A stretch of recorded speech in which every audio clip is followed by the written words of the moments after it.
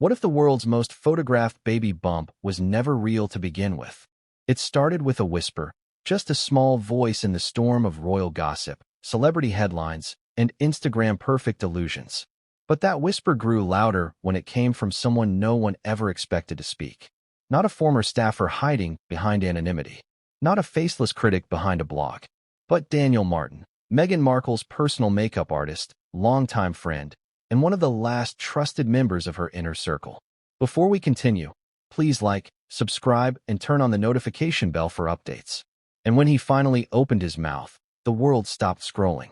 I was asked to apply makeup to a baby bump. That didn't feel real, he said, his voice steady but hollow. I thought I was enhancing her glow. I didn't realize I was painting a story. The internet exploded. News outlets scrambled for confirmation. Lawyers were allegedly called.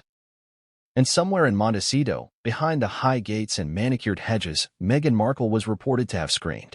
Not at the media, not at her critics, but at the ultimate betrayal. One of her own had turned on her. And not just with gossip. With receipts. With implication. With damning, terrifying clarity. For years, speculation had hovered around Meghan Markle's pregnancies. There were questions, odd moments, and strange photo inconsistencies. From fluctuating belly shapes to the curious positioning of her hands, royal watchers asked what the palace wouldn't touch. Was Meghan really pregnant? Or was someone else at play? Now, with Daniel's on-the-record confession, everything was about to change. This is not just a story about a surrogate. This is a story about image manipulation at the highest level. About Hollywood tactics in the heart of British royalty. About a woman who fought to be seen as a modern Diana, all while crafting a narrative behind closed doors so perfectly polished it fooled nearly everyone. Until now. If you've ever wondered how far someone would go to create the life they think they deserve, you're about to find out. Because Daniel Martin isn't just revealing a secret. He's lifting the veil on a masterclass in illusion, one he helped build, one he now regrets, and one he says the world deserves to know about. For better or worse. The stage was set long before Meghan Markle met Prince Harry. Daniel had known her since her Suits days, before the tiaras and titles. He described her as driven, ambitious, always composed. She knew her angles, understood lighting, and could hold a pose for longer than most professional models. She was, in Daniel's own words, made for the camera. But she was also meticulous, methodical, and deeply strategic. In private, Daniel said, Meghan spoke often about legacy. Not fame. Not money. Legacy. She wanted to be a symbol. A mother. A leader. A humanitarian. But most of all, she wanted to be untouchable. Not in the invincible sense, but in the icon sense. A woman above scandal, above scrutiny. She wanted to embody what Diana once was, but on her own terms. So when Daniel got the call to do her makeup for a maternity shoot, he didn't hesitate. He arrived, kit in hand, ready to highlight her natural beauty. But then came the strange request. We're focusing on the belly today, an assistant said. Daniel thought nothing of it. It was common to center the bump in these kinds of portraits. It's symbolic. It's intimate. It's maternal. But then Meghan emerged from her dressing room, and he paused. She looked stunning, as always, he recalled. But something about the shape, it wasn't consistent with what I'd seen just days earlier. Still, he did his job. Applied foundation around the bump area. Added a bit of contour to create definition and shadow. Took extra care to smooth out the lighting effects. It wasn't unusual. But it wasn't honest either. At first, I convinced myself it was lighting, he said. But later, after that shoot went viral, I looked back at the footage and realized I'd been part of a performance. Daniel kept his silence for years. Out of loyalty. Out of fear. Out of legal obligation, perhaps. But according to his recent interview, what changed everything was not public pressure, it was conscience. When I saw her embrace the role of motherhood so publicly, knowing what I knew, it didn't sit right with me anymore, he confessed. The world saw a radiant mother. I saw a very calculated scene. The breaking point, he says, came after a conversation with a fellow beauty professional who asked why Meghan's belly looked digitally manipulated in some photos. At that moment, the weight of what he'd participated in hit him like a train. I started replaying everything in my head, he said. All the times I was asked to apply powder below the chest. The deliberate framing. The assistant who once mentioned belly padding offhand. And I realized I wasn't just doing makeup. I was painting a fiction. In the days following his revelation, the palace offered no comment. Meghan and Harry's team issued a vague statement denying baseless rumors and tabloid speculation. But the damage was done, not because Daniel's story proved anything definitively, but because it made people look again. And this time, they saw something different. They saw a woman clutching a bump that folded awkwardly as she bent over. They saw side-by-side images showing completely different belly shapes just days apart. They saw Daniel's hands in those very photos, applying makeup in precisely the places he described. And they asked the same question the world had avoided for years. Was the bump real? More importantly, if it wasn't, why? What drives someone to simulate pregnancy so publicly?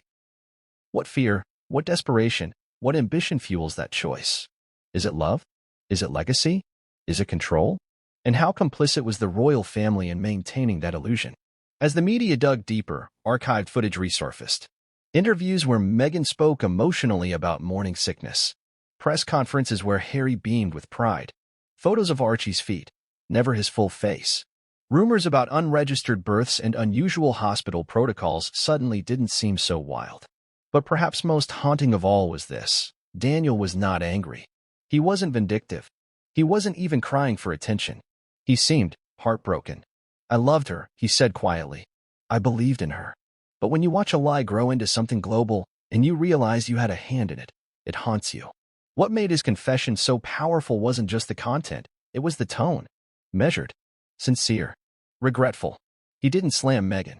He simply told what he saw, what he did, and what it meant to him now. And that was enough to crack the image millions had believed in for years. This video will walk you through every layer of that illusion, from the first suspicious photos to the final breaking point. We'll hear from insiders who chose silence, analysts who now feel vindicated, and legal experts weighing in on what this could mean for Meghan and Harry's children. Because if this story is true, it doesn't just raise ethical questions. It raises constitutional ones. Could children born via surrogacy without disclosure to the monarchy lose their place in the line of succession? Were protocols bypassed to protect a brand? Or worse, was the royal institution itself manipulated to cover up a lie? We don't claim to have all the answers, but we do promise to follow the trail, step by step, through every contradiction, every manipulated moment, and every voice brave enough to speak up. Because as Daniel Martin put it best, truth has a way of bleeding through, no matter how much makeup you use. Long before the world ever questioned Meghan Markle's pregnancies, before the accusations of staged photos and whispers of a secret surrogate, there was just a simple friendship. It wasn't forged under the glare of Buckingham Palace spotlights, but rather backstage at television studios, in hotel rooms before red carpets, and in quiet moments between photo shoots. It was the kind of friendship built over time, on mutual trust, loyalty, and the unspoken agreement that what happens behind the beauty mirror stays there. Daniel Martin was not just any makeup artist. In the glittering world of Hollywood and high fashion, he was a maestro with brushes and palettes, known for his precision, discretion, and deep empathy. But he wasn't a name that was plastered on tabloids or thrown around casually in celebrity gossip circles. Daniel kept a low profile, even when his clients soared to superstardom. He was one of those rare professionals who understood the delicate boundary between intimacy and publicity until he found himself at the very center of one of the most polarizing royal scandals of the modern age. Born and raised in Southern California to a Vietnamese mother and an American father, Daniel's rise wasn't conventional. He didn't come from money or connections. His first foray into the beauty industry was humble, working at a Mac counter, doing makeup for local clients, hustling to make a name for himself.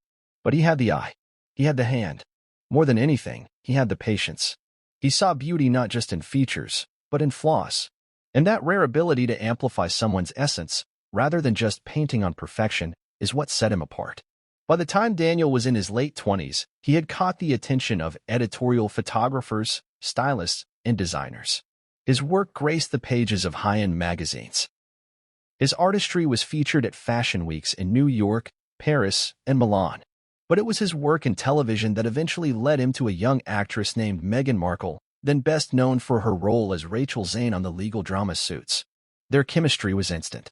Meghan wasn't yet the global sensation she would become, but she carried herself like someone destined for more. Polished, articulate, and obsessively prepared, she treated even minor press interviews like they were international addresses. Daniel noticed this about her early on. She would spend hours curating her look, not out of vanity, but control. Meghan didn't just want to look good. She wanted to tell a story with every appearance. She once told him, "The camera may zoom in on my face, but it's my narrative I want them to remember." Daniel admired her vision. She admired his discretion. Over the years, he became not only her trusted beauty expert, but her emotional confidant. When the headlines got rough, he was there. When the industry pushed back against her mixed-race identity or overlooked her for major roles, Daniel was the one who reminded her of her worth. He saw the toll fame took on her before it even arrived in full force. And yet, she never let down the armor. When Meghan began dating Prince Harry in 2016, the calls became more frequent. Daniel was among the very few people she kept close as her world changed dramatically. According to those close to them, Meghan would often ring him late at night, anxious about the press, the royals, or the protocols that she struggled to understand. "They expect me to be someone I'm not," she once told Daniel. "But if I show them who I am, they'll never accept it." Daniel was reportedly among the first people Meghan confided in when her relationship with Harry turned serious. In a world that was suddenly filled with courtiers, image consultants, and security details, Daniel remained her constant. When she wanted to test how a new lipstick shade would photograph under outdoor lighting at Kensington Palace, she called Daniel.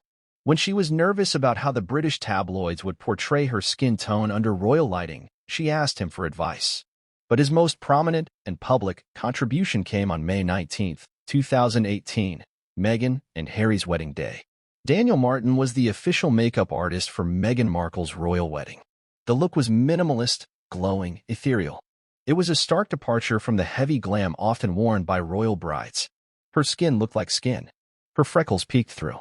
It was a statement, one of authenticity and natural beauty, and Daniel was the man behind it. The morning of the wedding, Daniel arrived at Windsor Castle with his signature calm energy. He worked quietly, focusing on Meghan's face as cameras began to swarm the grounds. In interviews after the event, he described how emotional the moment was. "I kept looking at her and thinking, 'You're not just a bride.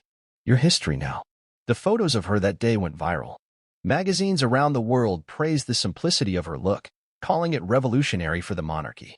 Daniel became a household name overnight. And yet, he didn't cash in on the moment. He didn't write a tell-all. He didn't do a press tour. When other stylists and insiders were feeding royal gossip to tabloids for six-figure paychecks, Daniel stayed silent. His loyalty was absolute. Or so it seemed. So what changed? According to sources close to him, the cracks began forming during Meghan's first pregnancy with Archie. Daniel had been invited to work on several photo shoots during this period. These were not tabloid spreads or paparazzi ambushes. These were carefully curated moments designed to present Meghan as the modern, radiant, glowing royal mother-to-be. Daniel noted the shift in tone. Meghan wasn't just crafting an image anymore. She was orchestrating a narrative. Everything from the lighting to the bump size to the placement of hands was obsessively controlled. There were no accidents. Every image had a purpose. And Daniel, unknowingly at first, was being asked to help sell it. The moment he realized something was wrong is now infamous. During one particular shoot, an assistant quietly handed him a small kit and said, "We're focusing on the belly today. Just make it shimmer, smooth it out. We want the glow to look natural." At first, he complied. But as he worked, he noticed something strange. The shape didn't match what he'd seen just days earlier. It wasn't just smaller or higher. It was different. Synthetic. Almost padded. And when Meghan moved, the bump didn't respond the way it should have. He didn't say anything. Not then. Not after. But the seed was planted. As the pregnancy progressed, Daniel found himself increasingly conflicted. Meghan would gush about motherhood in front of cameras and then, behind closed doors, change narratives about how far along she was. She'd complain about discomfort, yet hours later appear at public events wearing heels and twisting her body in ways most pregnant women wouldn't dream of. Daniel's trust in her began to erode. Not in a dramatic way, but gradually. It was the kind of erosion that happens when someone you admire starts behaving in ways that contradict everything they once stood for. By the time Lilibet was born, Daniel had largely stepped back from the public eye. His appearances with Meghan grew less frequent. He no longer gushed about her in interviews. When asked about their friendship, he'd offer a polite smile and a vague answer. And behind the scenes, he began confiding in close friends. "I think I helped build something I don't recognize anymore," he reportedly said to one fellow artist. "And I don't know how to unsee it." What makes Daniel's story so compelling is not just what he knows, it's who he is. This is not a bitter former employee. This is not someone looking to sell scandal for a profit. This is a man who genuinely believed in the woman he worked for, who saw her as a sister, a muse, a revolutionary, and who now finds himself haunted by the realization that he may have helped create a myth. He has no royal allegiance. He has no political agenda. His motivation, he says, is truth. I stayed quiet for too long, he said in his interview. And silence becomes complicity. If I can help clear the fog, even if it costs me everything, I have to try. And so, a makeup artist from California, who once blended foundation beneath palace chandeliers, has become one of the most unexpected whistleblowers in modern royal history. But he insists this isn't about revenge. It's about accountability. She always told me she wanted to inspire people, he said. But I can't stand by and let inspiration turn into deception. In the chapters ahead, we'll unpack exactly what Daniel saw, what he did, and what it all means now. But before we get there, one question lingers. How many others knew? Daniel Martin's confession wasn't just controversial, it was explosive. But the most devastating part of his testimony wasn't about makeup. It wasn't about lighting tricks, photo angles, or media manipulation. It was about a deeply personal secret that, if proven true, could rewrite the narrative of Meghan Markle's motherhood and force a constitutional reconsideration of her children's royal status. The claim? That Meghan Markle never physically carried her children. Instead, Daniel asserts, she employed a secret surrogate, and that even he, unknowingly, was part of the grand illusion. From smoothing makeup over a false bump to staging public appearances with meticulous coordination, Daniel alleges that the entire pregnancy, or at least one of them, was carefully choreographed from start to finish. The shock wasn't just in the accusation. It was in the detail. Daniel didn't simply suggest Meghan might have used a surrogate. He described specific moments, tiny decisions, and unsettling patterns that pointed to something much larger, something orchestrated. The question now was not simply, did Meghan fake her pregnancy? It had evolved into something far more complex and unsettling. How much of what the public was shown was real? How far were the royals willing to go to protect the illusion? And how many people, knowingly or unknowingly, became participants in the charade? To understand the depth of Daniel's allegation, one must look at the timeline surrounding Meghan's first pregnancy with Archie Harrison Mountbatten-Windsor. The official announcement came on October 15, 2018, during the couple's royal tour of Australia. Meghan, glowing and vibrant, appeared in a tailored white dress that accentuated her figure. But within hours of the news breaking, eagle-eyed viewers began noting discrepancies. Some of the first photos released that day showed a remarkably flat stomach. Others taken just days later revealed a rounded bump. The shift seemed too sudden to be natural. And it wasn't just online speculation. Multiple maternity experts weighed in anonymously, questioning how Meghan could be showing such a pronounced bump only weeks after the official pregnancy reveal, especially when her figure appeared untouched in earlier footage. One obstetrician based in London, who spoke under condition of anonymity, stated, from a medical standpoint, it's very unlikely for someone in the early second trimester to show such variation in bump size within a short time frame. That level of change usually happens later, and even then, more gradually. Daniel Martin, during his explosive sit-down interview, echoed that skepticism. I remember seeing her one day and thinking, she looks exactly the same. And then, 2 days later at a public appearance, her bump was prominent. It was too sudden, too staged, he said. But the most damning revelation came when Daniel described being asked to apply highlighter and powder around Meghan's stomach for a private photo session meant to capture intimate maternity moments. I wasn't just enhancing her face.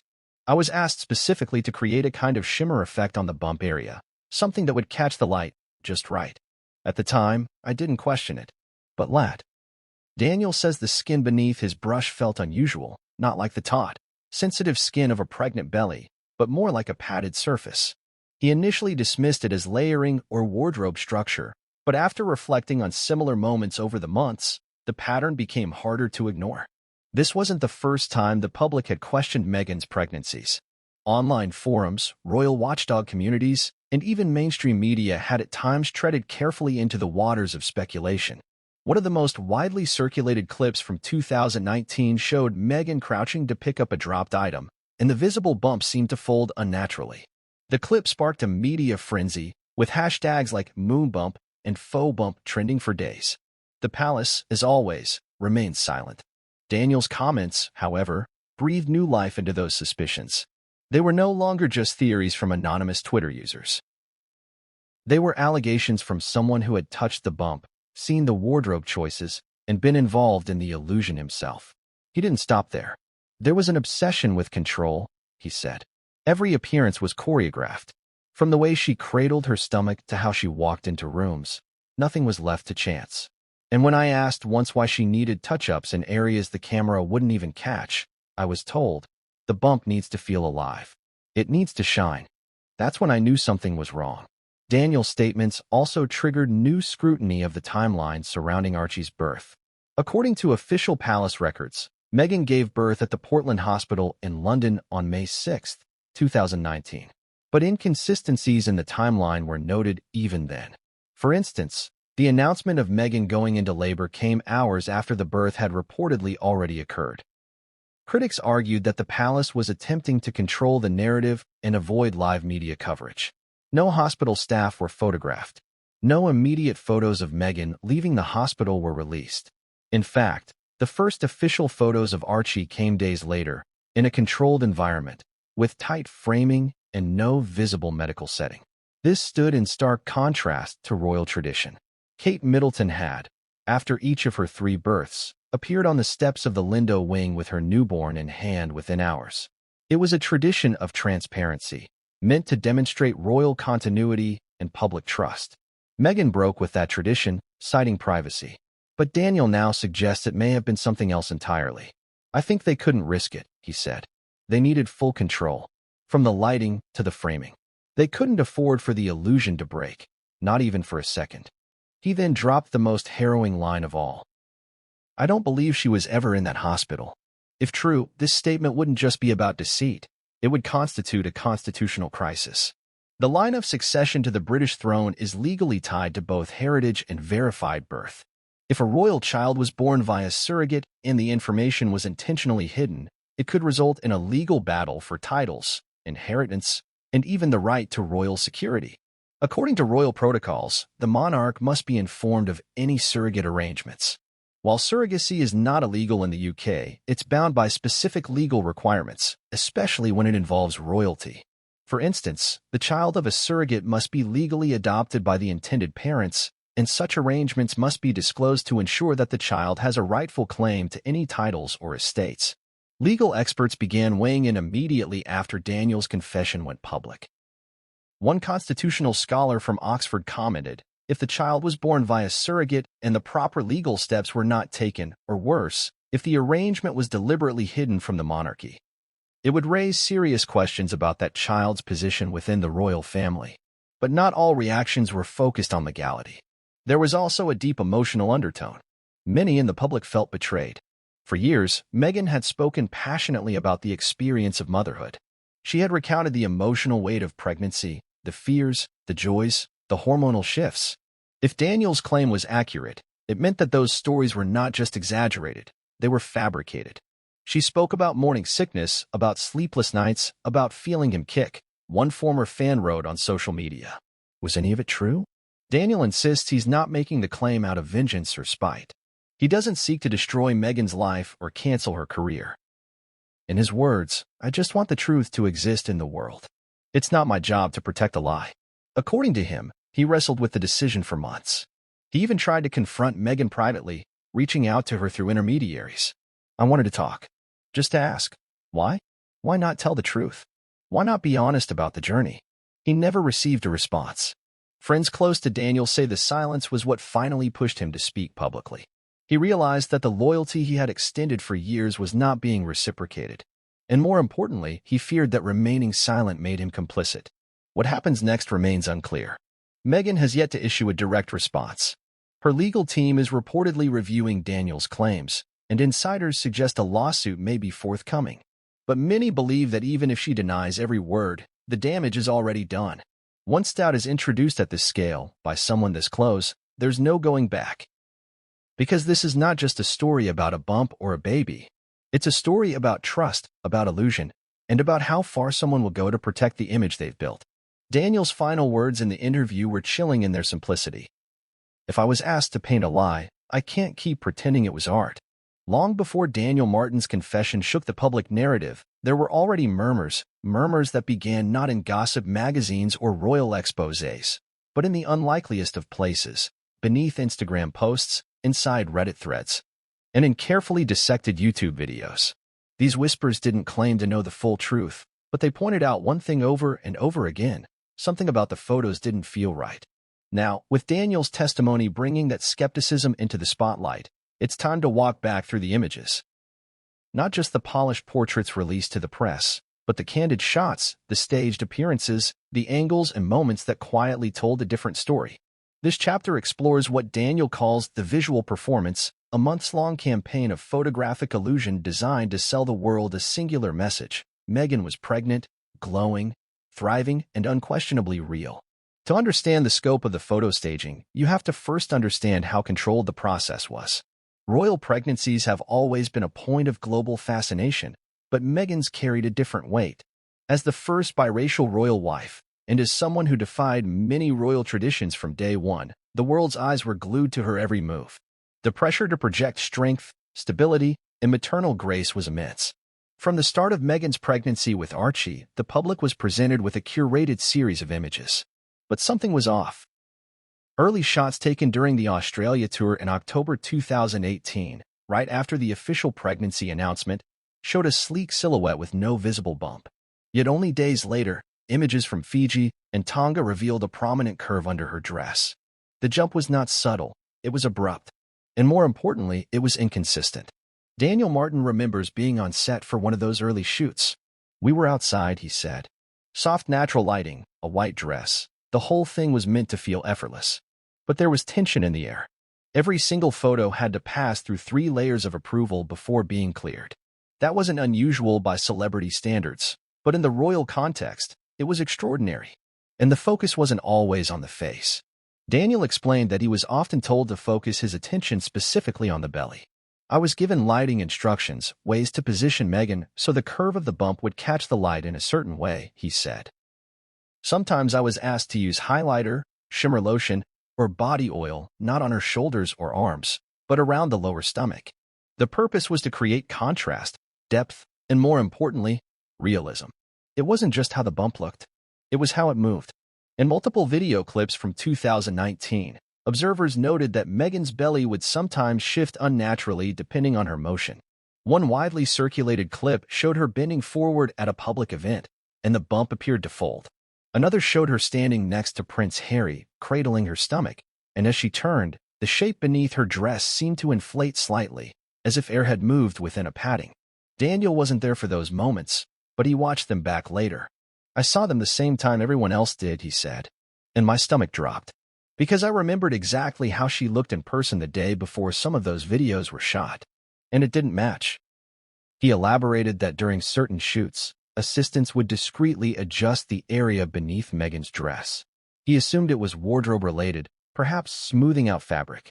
But in hindsight, he believes some of those adjustments were to correct shifting prosthetics or padding. One stylist, who spoke anonymously but claimed to have worked on 2 separate occasions with Meghan's wardrobe team, supported Daniel's description. "There were very specific instructions," the stylist said. "The belly area had to be handled delicately. We were told not to press, not to pull fabric too tight. One assistant told me, 'It's structured underneath.' I didn't ask questions, but it felt odd." Another recurring feature in Meghan's staged photos was the way she held her bump. It was constant. Nearly every public image showed her hands cradling her stomach, often in a deliberate oval shape, fingers spread, one hand above and one below. At first, this was interpreted as maternal instinct. But over time, commentators began questioning whether it was more about framing the illusion than emotional connection. Daniel weighed in on this, saying, "There's nothing wrong with a woman touching her belly. But in this case, it was every time. Even in moments where it made no sense, walking quickly, holding flowers, or standing for brief greetings. It became part of the pose, almost like a habit drilled into her. It wasn't just the pose that was rehearsed. According to Daniel, the lighting and angles were mapped in advance. He recalled one shoot where they tested the best angles for the bump's shadowing using mannequins. Yes, mannequins, he said. I was asked to apply product to a belly-shaped model so the photographer could test shadows before Meghan stepped in. That's when I started realizing this wasn't a standard maternity shoot. This was production. Another incident stands out in his memory. I was touching up Meghan's face before a video shoot, and she suddenly asked for help adjusting the underlayer of her dress. When I reached for the fabric, I felt something firm underneath. It wasn't body. It was molded, shaped. Something between plastic and foam. Daniel didn't say anything then. He wasn't sure what he was touching, and it felt like an accident. But he couldn't shake the feeling that he was helping stage a fantasy. And he wasn't alone. One royal photographer, who had captured images of both Princess Diana and Kate Middleton during their pregnancies, was quoted anonymously as saying there was something controlled, overly controlled, about Meghan's maternity shoots. We were only allowed certain distances, only pre-approved locations, and every photo went through vetting we'd never seen before.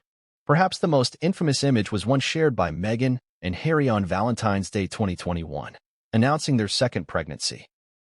Shot by their longtime friend and photographer Misson Harriman, it featured Meghan lying barefoot on the grass, Harry by her side, hand on her head, her belly visible beneath a white dress. The image was praised globally for its simplicity and warmth. But some noticed that Meghan's stomach shape looked suspiciously similar to digitally rendered pregnancy forms used in maternity clothing ads. Others zoomed in on the shadowing, suggesting it didn't match natural curvature. Daniel didn't work on that shoot, but he had thoughts. It's a beautiful photo, but knowing what I know now, I just don't trust what's being shown. Every image now feels like part of the same story, carefully planned, emotionally manipulative, and visually misleading. The broader question Daniel's revelations raise is simple but chilling. If these images were staged, what was the purpose? Was it simply about privacy? Or was it about ownership? Of the narrative, of the legacy, of the myth of Meghan as a perfect royal mother? Daniel leans toward the latter. She wanted to control everything, he said. From the angle of her chin to the roundness of her stomach. Every photo had to tell the same story. Radiant, motherly, adored. Anything that didn't fit that vision didn't get released. Critics argue that all celebrities curate their images, that most public pregnancies are staged to some degree. But Daniel counters that this wasn't just about branding. It was about deception. There's a difference between showing your best angle and staging an event that never happened, he said. That's what makes this different. This wasn't a camera trick. This was a constructed narrative sold as truth.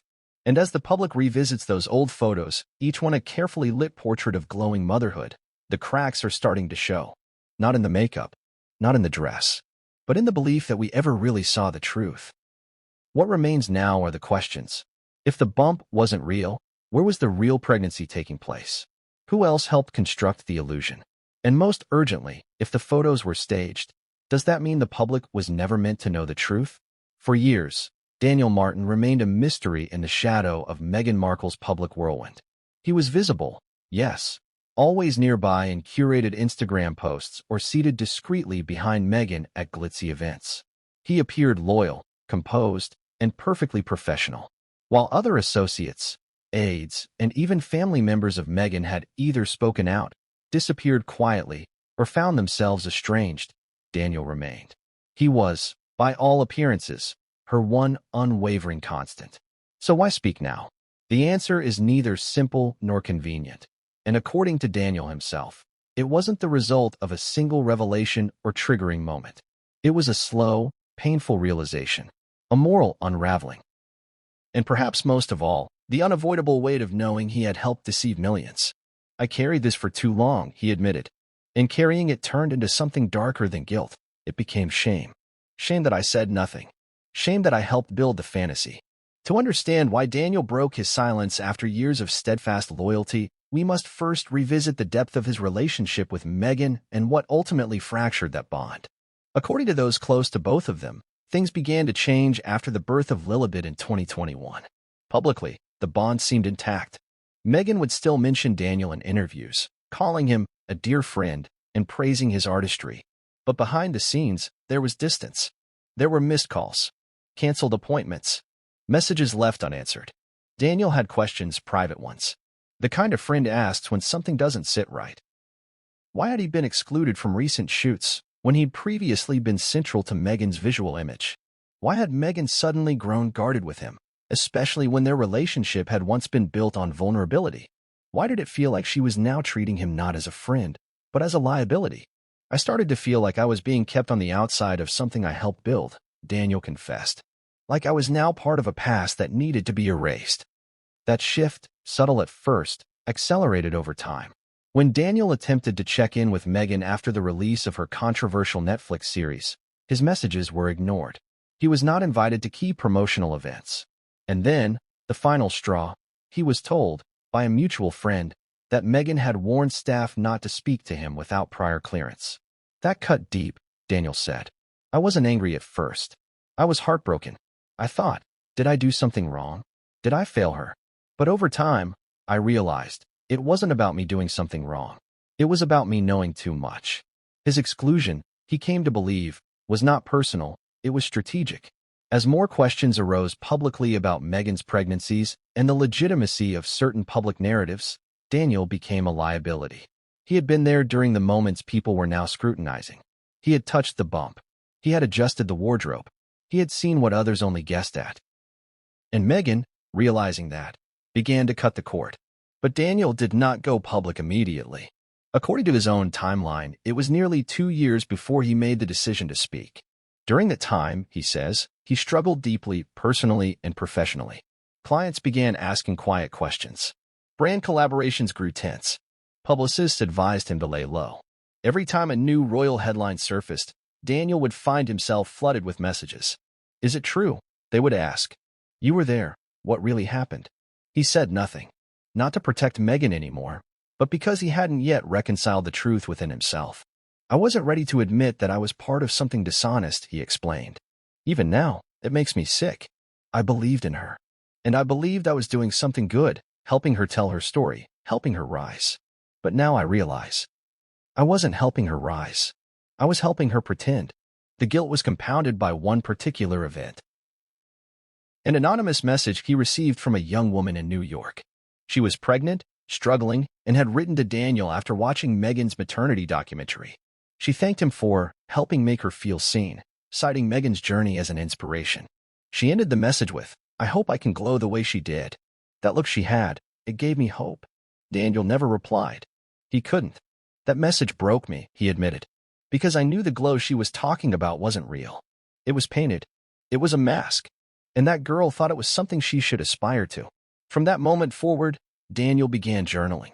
According to a close friend, he started documenting every moment he remembered from those shoots, what he saw, what he touched, what was said. He wasn't preparing to go public yet. He was trying to make sense of what he had been part of. Writing it down helped me realize it wasn't in my head, he said. The inconsistencies, the padding, the direction. It was all there, hiding in plain sight. Still, he hesitated to act. Speaking out meant destroying a friendship, perhaps permanently. It meant stepping into the storm and becoming a target himself. Meghan's legal team was known for its aggressive tactics. The press would devour the story. People would call him a liar, a traitor, an opportunist. He wrestled with that reality for months. Then came the death of a close family member, a cousin, who had always told him to live with integrity, no matter the cost. At the funeral, Daniel says he had a moment of clarity. I stood there listening to people speak about how she lived honestly, how she never held back the truth, even when it hurt. And I thought, what am I doing? What am I protecting? A lie? A person who doesn't even want me in her life anymore? That's when I knew I had to speak. And so, he began the process of coming forward. Quietly at first. He spoke with a legal advisor to understand the potential fallout. He consulted trusted friends in the industry. He even drafted a letter to Meghan, not a threat, not a warning, just a final attempt at resolution. The letter was never answered. I told her I loved her, that I missed who we used to be. But I also told her I couldn't stay quiet anymore, that too many people were being misled, and I couldn't carry it with me forever. He chose to give his statement to an independent journalist with a reputation for investigative accuracy. The interview was not flashy. It was not filmed in a studio. It was recorded in a quiet apartment, with no entourage, no lighting crew, and no script. He spoke calmly, tearfully at times, but without bitterness.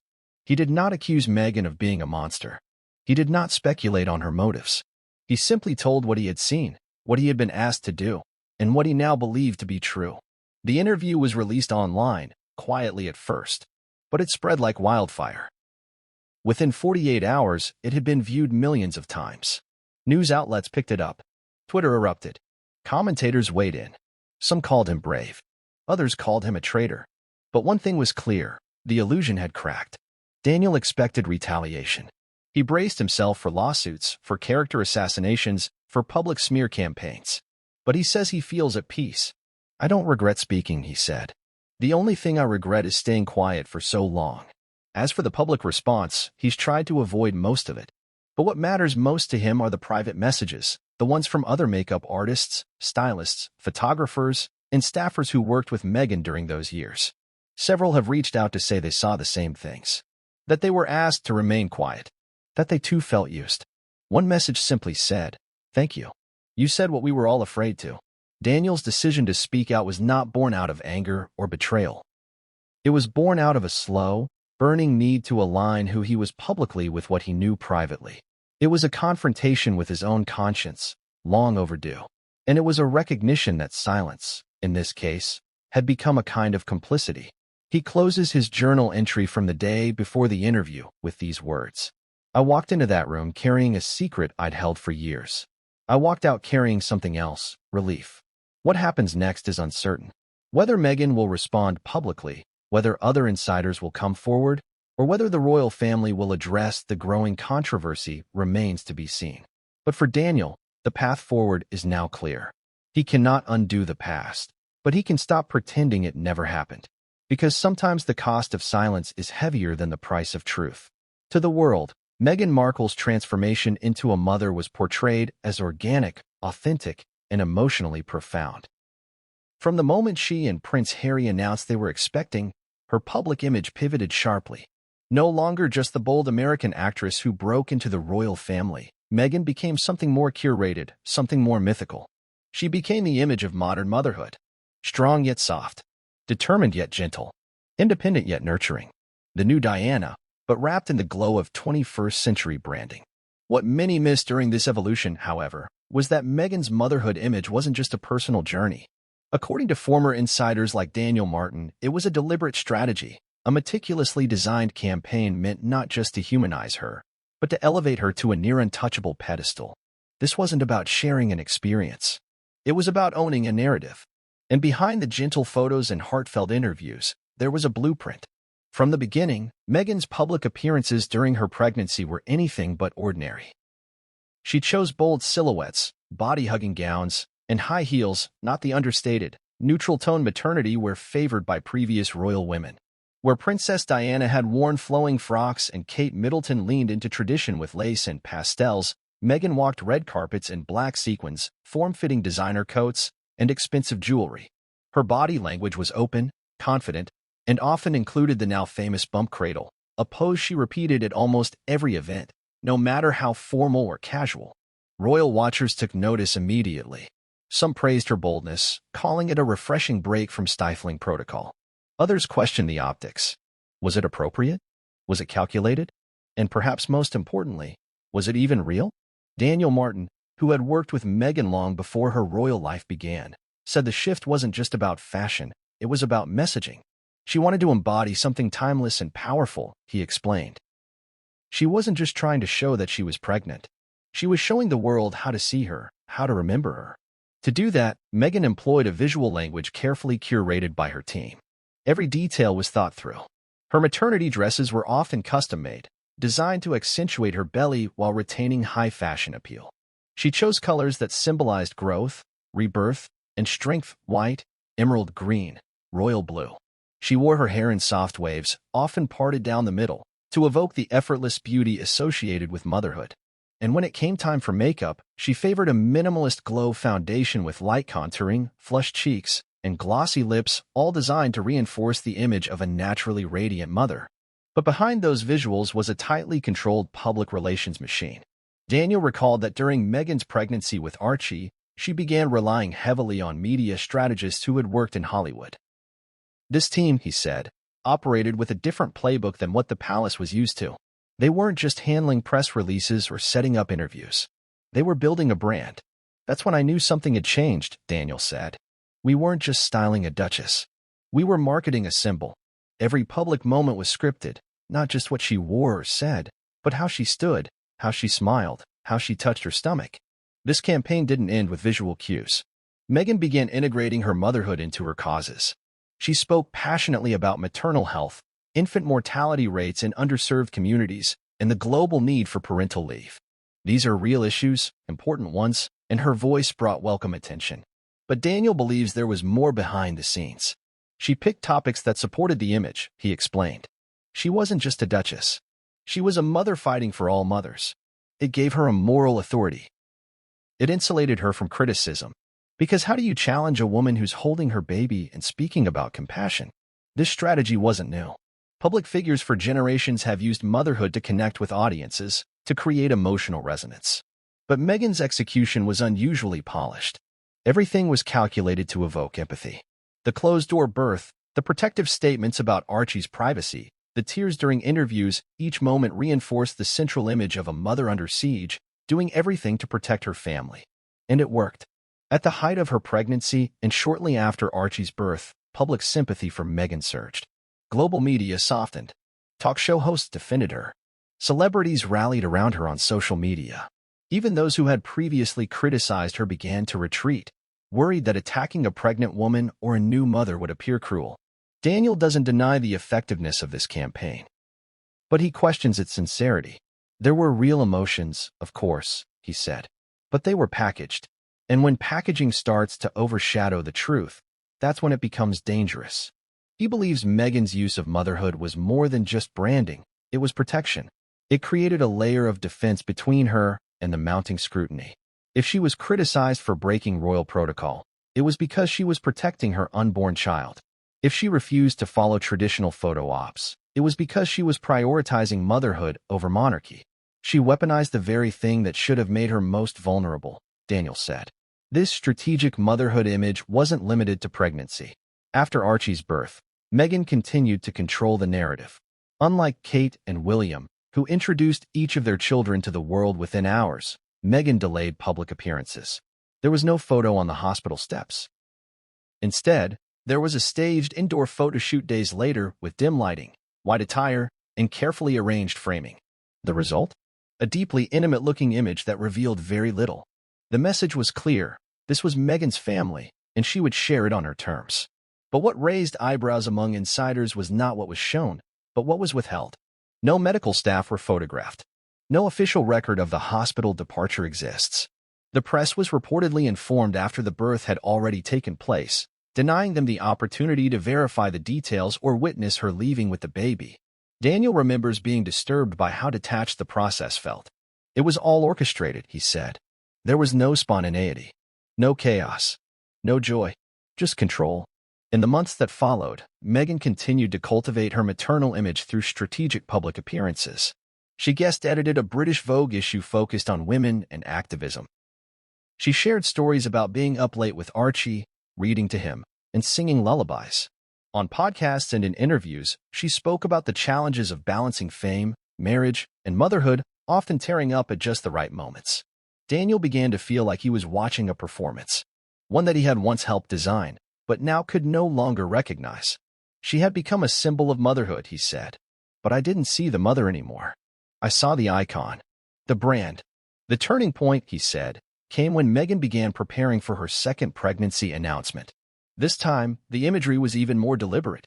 Lying barefoot in a garden, dressed in white, with Prince Harry's hand resting protectively on her head. The photo was snapped by their friend and photographer Meghan Harriman and released online with precision timing on Valentine's Day, the same date that Princess Diana had announced her pregnancy with Harry decades earlier. The symbolism wasn't lost on anyone. Daniel watched from afar, no longer part of the team, no longer trusted. But he recognized the strategy instantly. That photo wasn't just a pregnancy announcement, he said. It was a legacy play. It was a statement. I am the heir to Diana's spirit. I am the new royal mother. But to Daniel, the most disturbing aspect was the secrecy surrounding the pregnancy again, especially given what he had experienced the first time. The belly shape, the lack of hospital photos, the minimal public sightings, it all felt familiar. Too familiar. She learned how to sell motherhood, he said. And she sold it well. But selling isn't the same as living it. What makes Meghan's strategic use of motherhood so complicated is that it's not entirely inauthentic. She may well love her children deeply. She may indeed be a nurturing, protective mother. But what Daniel and others now question is how much of what the world was shown was crafted for effect, not shared from experience. In doing so, Meghan blurred the line between truth and performance. She turned private moments into powerful tools of public persuasion. And in the process, she created an image so carefully controlled that when cracks began to form through inconsistencies, rumors, and ultimately Daniel's testimony, it felt not just like a betrayal, but a collapse. Because when an image becomes a fortress, any truth that threatens it becomes an enemy. Daniel believes that's why she began shutting him out. She knew I saw too much, he said. And if I ever spoke, the image would break. But even now, Daniel insists he doesn't want to tear Meghan down. He doesn't want to destroy her legacy. He wants people to understand that what they saw was not entirely real and that there's a cost to living behind a mask. I think she wanted to be the perfect mother, he said. But somewhere along the way, she started pretending to be perfect. And that's not the same thing. When Daniel Martin's revelation first reached the press, the immediate global reaction was overwhelming. Public discourse exploded. Twitter trends shifted overnight. Tabloid editors scrambled to adjust their next-day headlines. But while the outside world spiraled into chaos, something quieter and far more calculating was unfolding behind the polished stone walls of Buckingham Palace. Silence. The royal family has mastered the art of silence over centuries. They rarely react to scandal in real time. They don't chase headlines or jump into media battles. Their motto, never complain, never explain, has been both their shield and their sword. But even within the tradition of Stoicism, Daniel's claims struck a unique chord. Because this wasn't a baseless rumor from the tabloids. This was a trusted insider. One with direct proximity to Meghan. One who had been seen standing behind her in the most sacred of royal spaces. Inside the palace, according to sources familiar with senior aides, the reaction was immediate, not in public, but internally. High-ranking courtiers reportedly received the news with a mix of concern, disbelief, and exhaustion. Meghan had been a point of contention for years, but this crossed into dangerous territory. It wasn't just a reputational crisis. It was potentially a constitutional one. The first to be informed, insiders say, was King Charles III. At the time of the leak, he had just returned from a private engagement in Scotland. Reports suggest that within hours of the interview's online release, a summary document outlining Daniel's claims was delivered to him at Burke Hall. The dossier reportedly included not only Daniel's direct quotes, but also a selection of online responses, legal implications, and brief notes on the relevant protocols regarding royal birth legitimacy. Charles's initial reaction, according to one former royal staffer, was grim and quiet. He didn't yell. He didn't panic. But he sat there for a long time, just reading, silent. And that, more than anything, worried the staff. Charles, the monarch who had fought for decades to modernize the monarchy, now faced a crisis that threatened to undermine not just image but legitimacy. If Meghan's children were not biologically hers, or if a surrogate had been used without formal palace disclosure, there would be constitutional implications. The British monarchy, though largely ceremonial, still follows strict lines of succession based on bloodline and birthright. Deviating from that lineage could cause a fissure in public trust that no PR campaign could patch. According to another source within Clarence House, Charles quietly instructed his legal team to begin reviewing the Royal Marriages Act of 1772 and its later revisions, as well as the more recent succession to the Crown Act of 2013, to determine what procedural breaches, if any, would result from an undisclosed surrogate birth. But Charles wasn't the only royal watching the storm gather. Behind the gates of Adelaide Cottage, Prince William's mood was reportedly less reserved. A source close to the Prince of Wales revealed that he was furious, not necessarily at Meghan, but at the situation. William has long believed in preserving the dignity and stability of the monarchy, even at personal cost. According to but not everyone agreed. Princess Anne, known for her no-nonsense attitude and sharp instincts, was reportedly less forgiving. According to insiders, and believed the palace had failed early on by not enforcing more traditional standards during Meghan's first pregnancy. She was furious when Meghan skipped the traditional window wing photos, one source recalled. Not because of the photo, but because of what it signaled. That protocol could be rewritten at will. That's not how the monarchy works. and concerns now seemed justified. Daniel's claims, whether proven or not, had reopened wounds that had never fully healed. They brought into question not just Meghan's choices, but the institution's ability to regulate and protect itself. The more senior royals deliberated, the more complicated things became. Should there be a private inquiry? Should Meghan and Harry be confronted? Could legal action be taken against Daniel Martin? Would doing so confirm the very claims they hoped to suppress? One particularly sensitive discussion reportedly centered on Archie and Lilibet's titles. After the passing of Queen Elizabeth II, the children had become technically eligible to be styled as prince and princess. However, Charles had delayed any official confirmation. Now, the question was no longer just about eligibility, it was about authenticity. If they were not born through recognized royal procedures, one legal expert close to the palace questioned, then are they entitled to inherit titles and security? That's the legal minefield. Meanwhile, back in Montecito, Meghan and Harry were said to be in crisis mode. Their communications team reportedly contacted top legal firms within hours of Daniel's interview going viral. According to leaked emails obtained by an investigative journalist, Meghan's lawyers were reviewing every possible option, from cease and desist letters to slander suits. But the problem wasn't just legal, it was strategic. If they sued Daniel, it would draw even more attention to the claims. If they remained silent, it would look like an implicit admission. And if they attempted to discredit him publicly, they risked alienating the small group of friends still loyal to them. For the royals, this was uncharted territory. Never before had such a direct challenge to the legitimacy of royal offspring occurred in modern times. The last time birthright had caused such scandal was during the abdication crisis of 1936. Yet even then, the issue had been political, not biological. Within the palace, there was growing concern about the long-term implications.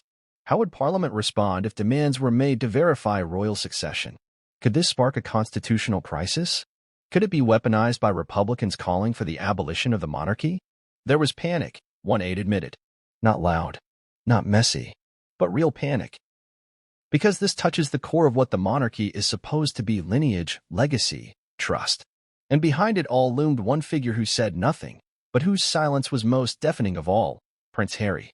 Insiders suggest Harry was blindsided by the scale of the backlash. He reportedly believed that Daniel's loyalty, while strained, would never break publicly. When it did, he was said to be emotionally destabilized, according to his source close to his therapist. Not only had a friend betrayed him, but that betrayal had called into question the very identity of his children. Did Harry know? That question, whispered among palace aides and political circles alike, remains unanswered. If he knew and participated in the deception, it would be catastrophic. If he didn't know, then the implications for his marriage are equally serious. In the days following the leak, meetings continued at Sandringham and Kensington. Lawyers consulted. Statements were drafted but never released. And all the while, the palace issued its usual refrain: no comment. But behind closed doors, contingency plans were being drawn. Title reviews, legal inquiries, and even background investigations into the births were quietly revisited. Not because the palace wanted to punish Meghan, but because the institution could not afford to let the questions linger unanswered. Trust is the currency of monarchy, and once it's spent, it's almost impossible to earn back. By the end of the week, one senior aide reportedly summarized the mood in a single sentence: "We survived Diana. We survived Andrew. But this could end us." When Daniel Martin publicly accused Meghan Markle of orchestrating a carefully staged pregnancy, the media's attention exploded. But behind the headlines, the public's focus gradually turned elsewhere, not just to Meghan, but to Prince Harry. The question became unavoidable: what did Harry know? Was he a willing participant in the alleged deception, standing by silently as the illusion unfolded? Or was he an unknowing husband, misled by the very woman he loved and trusted more than anyone else? Either possibility carried damning consequences, both for his personal integrity and the image of the royal family. For years, Prince Harry had been portrayed as the devoted partner, the man who gave up everything: titles, royal duties, military affiliations, and ancestral homes to protect his wife and children. The fairy tale painted him as a man in love, embattled but principled, putting his family above the firm. And for a while, that story resonated. But Daniel's bombshell changed the script. Now, analysts, historians, and even former royal aides were asking different questions. If Meghan used a surrogate and coordinated a secret visual campaign to simulate pregnancy, Could that really have happened without Harry's full awareness? And if he did know, why stay silent? Insiders close to the couple described a relationship built on secrecy and shared trauma. One former staffer who worked at Frogmore Cottage during Meghan's pregnancy with Archie described Harry as entirely absorbed in his wife's emotional needs. He was protective to a fault, the aides said. Anything Meghan said, he took as gospel. If someone questioned her or even offered a different opinion, he'd shut it down immediately. This protectiveness may have clouded Harry's judgment. According to multiple sources, Harry developed a deep mistrust of palace staff during Meghan's pregnancy. He reportedly believed the institution was trying to control their narrative, to manipulate public perception. That belief, some insiders claim, made it easier for him to buy into Meghan's alternative plans, especially when it came to her pregnancy. Harry didn't just step away from royal protocols, one former aide observed. He actively rejected them. He wanted privacy. He wanted control. Meghan offered him that. She gave him a version of life where he didn't have to answer to anyone. This version of life included rejecting the royal birthing tradition, particularly the photo op outside the hospital. According to royal custom, heirs and high-ranking royals pose for photographs with their newborns within hours of birth. Harry and Meghan, citing privacy concerns, refused. Instead, they waited 2 days and then released heavily curated photos of Archie and Windsor Castle's St. George's Hall. The lighting was soft. Meghan wore white. Harry stood by her side, smiling but visibly stiff. The image was beautiful but oddly distant. That moment, Daniel now says, marked a turning point in how the royal family viewed Harry. People inside the palace saw that photo and knew something wasn't right, said a former royal photographer. Not because it wasn't pretty, but because it felt like a message. A break. A signal that they were going to do things entirely their own way. And maybe already had. Daniel claims that Harry was present at many of the staged maternity shoots. While he never directly witnessed Harry helping apply makeup or adjust the bump, Daniel insists there was no way Harry could have missed what was happening. He was in the room, Daniel said. He saw the adjustments. He saw the makeup. He watched the framing. And he said nothing. Harry's silence could be interpreted in many ways. Was it complicity? Blind trust? Emotional detachment? Several insiders believe it was the first, quiet participation in a staged narrative.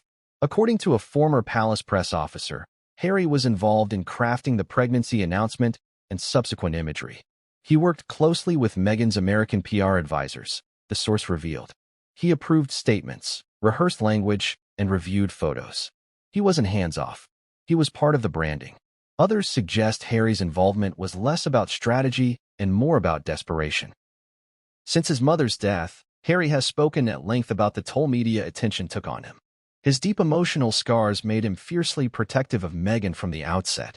This protective instinct may have made him susceptible to the idea that the ends justified the means. If Meghan told him that simulating a pregnancy would keep her safer or reduce stress, he would have agreed, one psychological analyst told a UK outlet.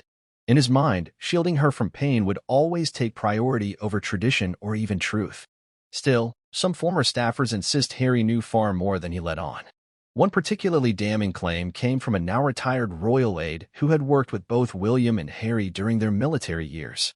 According to him, Harry once made a comment in a private setting that raised eyebrows. Someone asked how Meghan was feeling during the 3rd trimester, the aide recalled. Harry laughed awkwardly and said, "Well, that depends who you ask."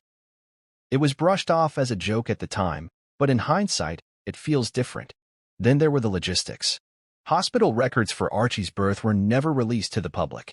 While privacy was the official reasoning, it left a vacuum that conspiracy theorists filled quickly.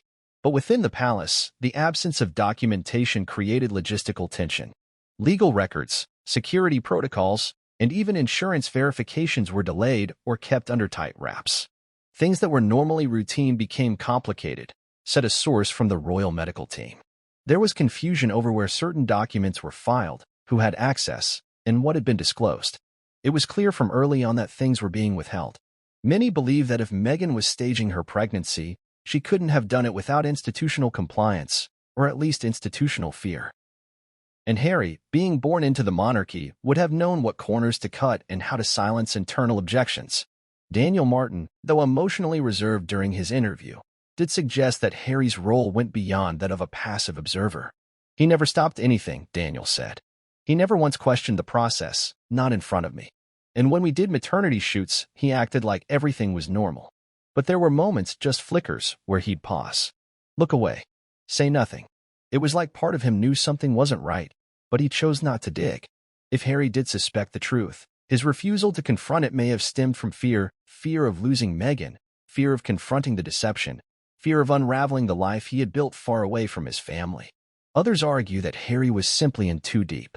He was emotionally dependent on Meghan, said a former royal security consultant. She became his world, his compass. If challenging her meant destabilizing that world, he wasn't going to do it. But what happens to a man when the illusion begins to crumble? Since Daniel's confession, Harry has remained silent. No public statement. No social media comments. No interviews. Insiders say he is rattled. That the walls of Montecito, once a sanctuary, have grown cold and tense. Meghan, according to those close to the couple, has retreated into defensive mode, controlling every aspect of their messaging. Harry, by contrast, has grown withdrawn. He's always been emotional, said a close friend from his younger days. But this feels different. Like the air's been sucked out of him. He doesn't know who to trust. And for the first time in years, he's wondering if he made a mistake leaving it all behind. If Harry did participate in the staged pregnancy, he now faces a moral reckoning. Not just with the public, but with himself. If he didn't know, he must confront the possibility that he was manipulated by the person he sacrificed everything for. Either way, Daniel's testimony has pushed him into a corner. He cannot stay silent forever. The public will want answers. The monarchy will demand them. And the longer he delays, the more people will begin to assume the worst. One former royal correspondent summed it up bluntly. If Harry knew, he's complicit. If he didn't, he's a victim. Either way, he's no longer just the wounded prince who fled the palace. He's now part of a very dangerous story. In a revelation that has sent shockwaves through royal circles and the global media, Meghan Markle's longtime makeup artist, Daniel Martin, has broken his silence, claiming he was asked to apply makeup not to Meghan's face, but to a fake pregnancy bump. He says the entire pregnancy was a performance, and that even he unknowingly played a part in the illusion. Why now?